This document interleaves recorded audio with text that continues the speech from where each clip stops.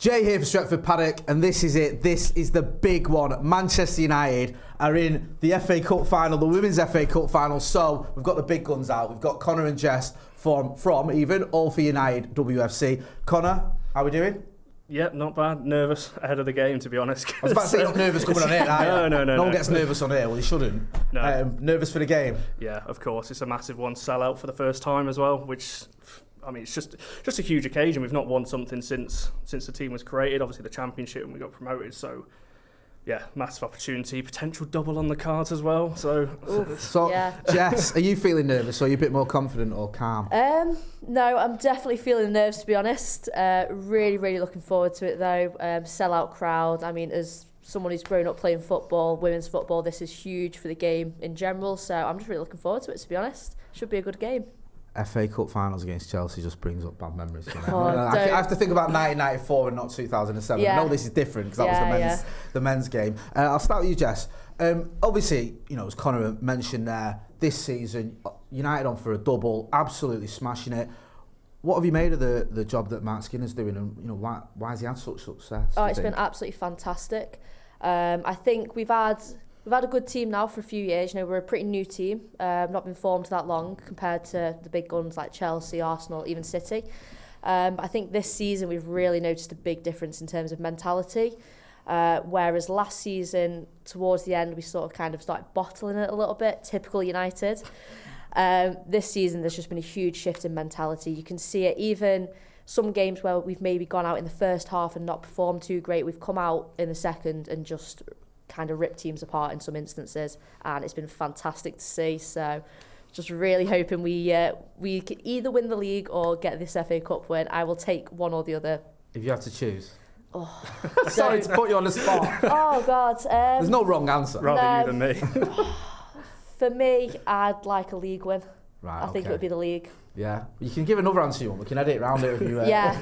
If we end up winning the FA Cup. I was going to say if it changes, you'll just have to mess around. We with can do it that. Connor, Jess mentioned there about the mentality that Matt Skinner's brought in, the sort of belief in the squad and the team. Is that the same for the fans as well? When you're going to these games, you're watching these games, are you like, do you know what? I can feel something's going down there. That was definitely, mentality was the one thing I was going to mention, because when you're talking about last season in particular, Jess mentioned bottling it maybe towards the end of the league. It was all the draws. It was West Ham away. It was 95th minute Spurs. It was late 90 minutes. At Aston Villa, we drew there as well. There was just a lot of draws that kind of cost us in the end. But this season, we've seen late winners against Reading. That obviously last season, probably a game that we would have drew. So massive mentality shift, and certainly amongst the fans. We're going to Villa away. That was obviously very recent. That was incredible in that away end. Arsenal away, obviously a winner there as well. So there's definitely been a shift, I'd say, in the fan base. I still think even though we're only 2 games away, there's still some fans that maybe don't see us as title contenders just yet. But in regards to the FA Cup, there's definitely been a shift, because we've gone away to Arsenal, we've beaten them, we drew obviously at the Etihad against Man City, just got them to come in a couple of weeks as well. So there's definitely been a shift now. We're not the outsiders anymore. We're very much in amongst as Jess said, the traditional top 3. We're more than in that conversation now and able to go to these teams with confidence, saying, well, we can actually beat you now. We're not there to stop you from trying to beat us. We're actually going there thinking, no, we'll play our game and try and beat you as well. Because it has been a bit of a step up on it from last season. You mentioned last season, was it 4th last season in the 4th round of the FA Cup? So there's been it was quite a jump that to go from that to challenging for both those trophies. Yeah, I mean, the league last season, Champions League probably should have been ours. City got off to a really poor start. They had a lot of injuries, and we were there. And January time, we were second or 3rd, and we were pushing, and it was, this is finally going to be the chance when we actually break that top 3. I don't think it's been broken since 2013-14. So it's been a while since anyone else has been in that top 3. So when we got there, it was like, this is now our time. But last season, like I said, the draws to West Ham, to Spurs, to Everton, to Villa, there was too many of those in there. Whereas, as we've said, this season, they've, on the most part, been wins, Everton aside. But the performance hasn't dropped off. So we're seeing late winners, as I said, at Villa, Reading, and it has been a big mentality shift, I think, is the key there. Late winners are great, but they're not great when you're watching the game, are they? It's not like after it's happened and at the final whistle, it's amazing. But when you going through it, and I proper like, Yeah, when you're sat there trying to live it, you just like, you don't want it. No, I don't enjoy them until after. Then afterwards you go home and you're like, oh, that was easy, that. Yeah. Like, what was I stressing about? It was fine, nothing to worry about. What do you mean? You both mentioned about the mentality. Do you see much change tactically from Mark Skinner this season, or has it just been a bit more of sticking to what he knows and getting those players sort of believing a bit more in what they're doing? Or? I think some of it has been belief. I think also we've shored up the system a little bit. Millie Turner came back into the defensive line, and with the introduction of Maya Letizier, I think she's been a fantastic signing for us at the start of the season. I think that's really helped sort of bolster the defence, along with Mary Earps coming off the back of a fantastic tournament. Euros winner. I think that's another thing, maybe just having the kind of Lionesses, the Euros winners, that has just brought a new kind of found confidence into the team. And I think you see it across the board with any football team, kind of a good side starts with that strong defence. I think without a strong defence, you can kind of lose games a lot more readily. And I think that's what's really helped us. That's kept us in a lot of fixtures. So I think that's really helped. Tactically, I think we've got better at playing a little bit more fluidly throughout the middle. So players like Ella Toon, Ladd and Zellum, so our central three players, kind of rotating round a lot more freely, and I think that's really allowed us to push forward, and you've seen that with all the different goal scorers we have. So whereas you compare us to some other teams, like City, they've kind of got Bunny Shaw, fantastic player. Villa have got Rachel Daly, but they're sort of relying on single players to score their goals. Whereas at United, with this fluid system, we've got like completely different goal scorers, basically. Some games, like the game against West Ham, I think we had 5 goals, 5 different scorers. And I think that's really helped us this season, because you never know where that kind of goal can come from, because it can come from anywhere. So different from the men's team. Lots of different goal scorers. Yeah. I don't know what you're on about. What's it been like this season for you, especially coming from a footballing background, to see the effects of the Lionesses, historic win, the sort of the press attention now? We're seeing it more in the media, and obviously the crowds have been increasing anyway. But what's it been like for you to see this rise of women's football? Absolutely fantastic, especially because like I said before, I've always played. Yeah. So for me, it's just great to see the game kind of getting the recognition that it deserves. But as a kind of separate entity to the men's game. There's no point in comparing the two. But I think now people are starting to understand that it is its own game, basically. You don't need to compare them, you can just enjoy it for what it is. And the competition is getting sort of fiercer basically every season. There's a lot more jeopardy both at the top of the table and at the bottom of the table this year. And I think that's what's really bringing in kind of viewers. Because not only have you got a sort of fight for the top spot, but you've also got huge relegation battles in the Women's Super League, which has just made the whole league very exciting. You've got a team like Spurs potentially could be going down after finishing just behind United last season. So it's crazy, really. That is crazy, yeah, it is. And obviously United have sort of, well, you describe it to me, United's rise. How would you sort of term it? Because, for far too long we didn't have a women's team, and we obviously had one, and then we've seen him sort of improving year by year. What have you made of the way that the team's moved forward? Has it been a bit up and down, or has it been more sort of just gradually progressing? Well, we've always finished fourth, so it's been this season, whatever happens now, barring a 17 goal difference swing, which is not going to happen. I'm fairly confident I'll say that on here. I think we did a tweet saying that it was already done, and then people were pointing actually technically it's not.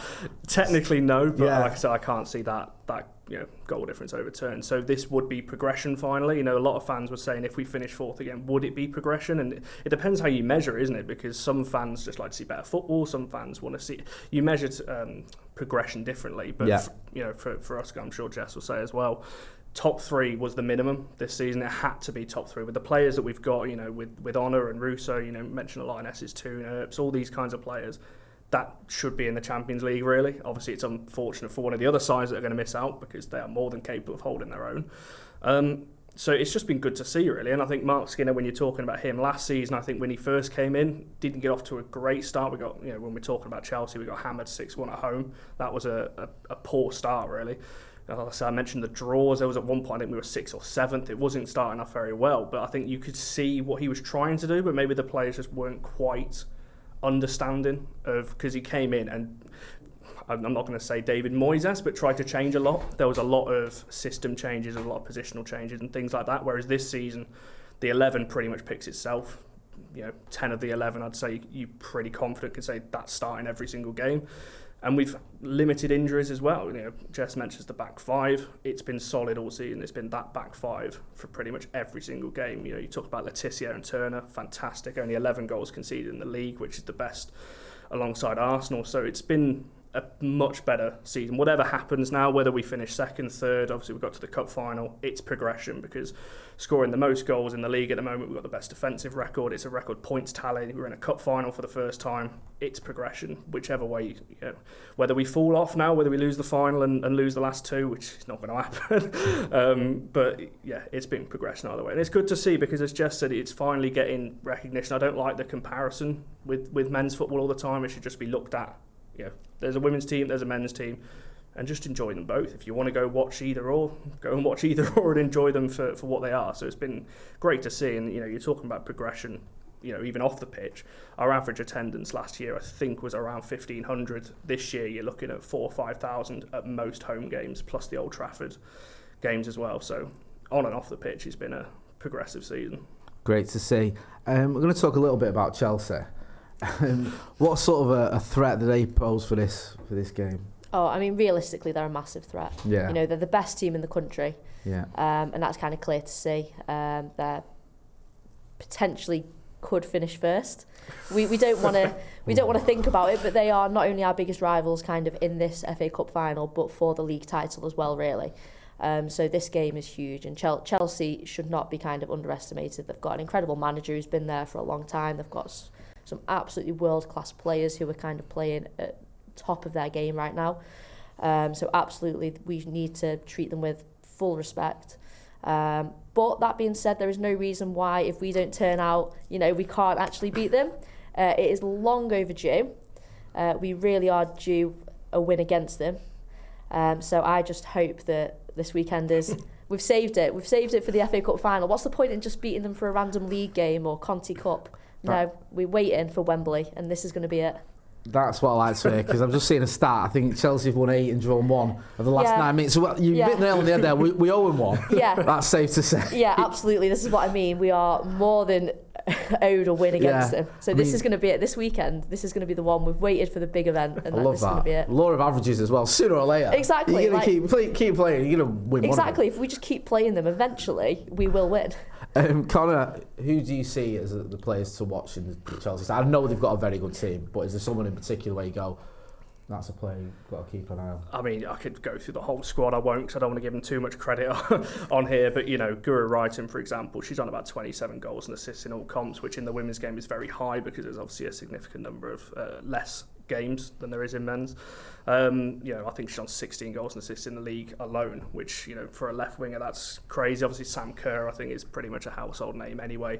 Lauren James, ex-United. Pernilla Harder's just come back off an injury as well. Her partner, Magda Eriksson, linked with a move to Bayern Munich currently, so they're going to want to send off on a high. Magda Eriksson is currently the club captain at Chelsea, so obviously they're going to want to send off on a high as well. But Pernilla Harder, their whole attacking line, we say a lot, it's just ridiculous. One gets injured, they've got another world-class player they can bring on in that position. It's no drop-off in their squad. They're absolutely stacked. You could probably name 18, 19, top elite level players in their squad, but certainly that front three, Guru Wrighton, Sam Kerr, Harder, James, whoever it is that starts in that front line.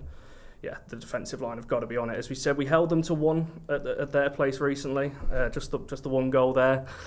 So potentially, it's going to be a real tough one. Whatever happens, we've got to make sure our defence is on it, because as we saw last season, if that Chelsea front line is firing, it can be 5 or 6 very quickly.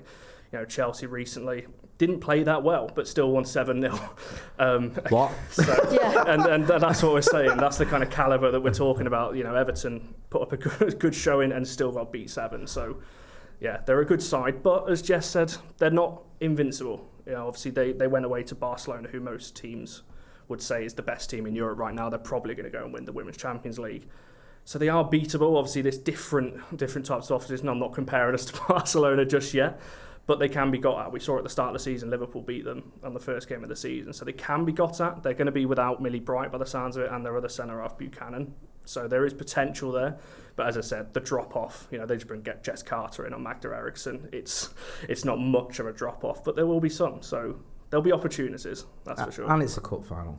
Exactly, anything can happen. And it's the FA Cup, right? Anything can happen. Exactly. Magic of the cup. The magic of the cup, that's exactly what I'm thinking. Who do you see as being a key player for Manchester United in this game? I think, like some of our previous games, probably our fullbacks, a lot of our attacking comes from our left and right backs. I'd say especially Honor in our right back position.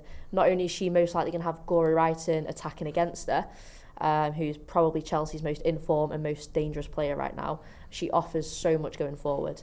Her sort of running at the defender is incredible. She is honestly world class, probably the best right back in the world right now. So we're very fortunate to have her at United, and I would say her and Hannah Blundell at left back could be the kind of game changers for United. Obviously, you've got a player like Russo up top for us who could just bag a goal basically at any point, especially if we're going to get some good crosses in, hopefully from the full-back positions. So yeah, Russo and the two full-backs, I'd reckon, are ones to watch for United. Do you agree, Connor? Anyone else? Yeah, 100%. Honor at right back is just, incredible. The fact that she could potentially leave on a free in a couple of months because she's out of contract, as well as Russo.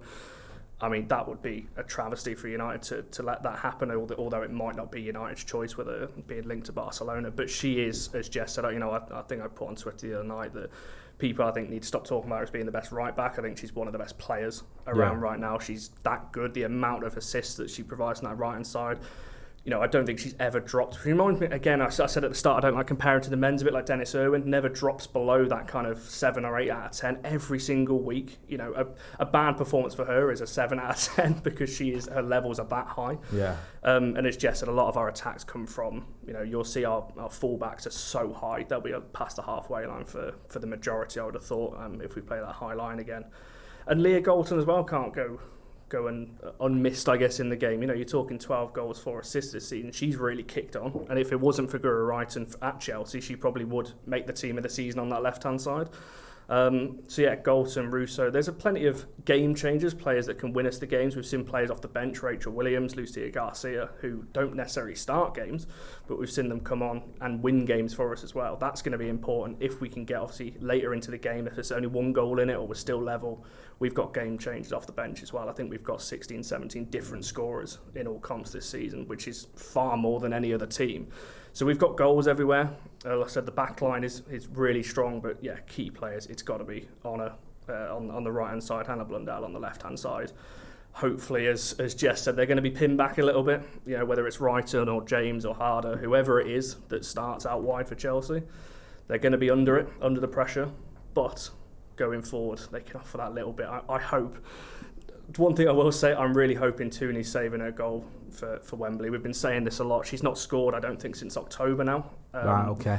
But she's only one assist off the top assist in the league, which is Gora Wrighton at the moment. So yeah, hopefully she's saving that goal for Wembley. Well, she does love a goal at Wembley, doesn't she? She scored there before in the Euros final, hopefully. Big games, what more do you need? With everything we've discussed then, Jess, give us your score prediction. I'm going to say 2-1 United. 2-1 United, I like that. Connor, do you agree? It's very cliche, isn't it? 2-1 in big games, but I think, 2-1. Chelsea's front line, as I said, more than capable of scoring. But we got goal scorers in as well, and as Jess said, more than overdue a win against Chelsea. This is the time. We'll finally get that win over Chelsea. Who am I to argue? 2-1 it's going to be. There you go. You've heard it from the experts, yeah? 2-1 to Manchester United. Make sure you go and check out both Jess and Connor on All for United WFC. Loads of good coverage on there, covering the women's game there. What are you doing for the final? Are you going to be down there? Obviously, have you got something planned on the channel? Yeah, so obviously we'll be doing our preview on Friday, I think it is. Obviously match reactions, we all do all of that stuff in and around it. We'll both be there in the safe standing bit behind the goal, hoping we'd love to just see that, wouldn't we? Players running up to us. Oh, can you imagine? With that FA Cup. I'm not sure my little heart could actually take it, to be honest. I think you'd have to just leave me in London. I'm not sure I'd never make it back up north.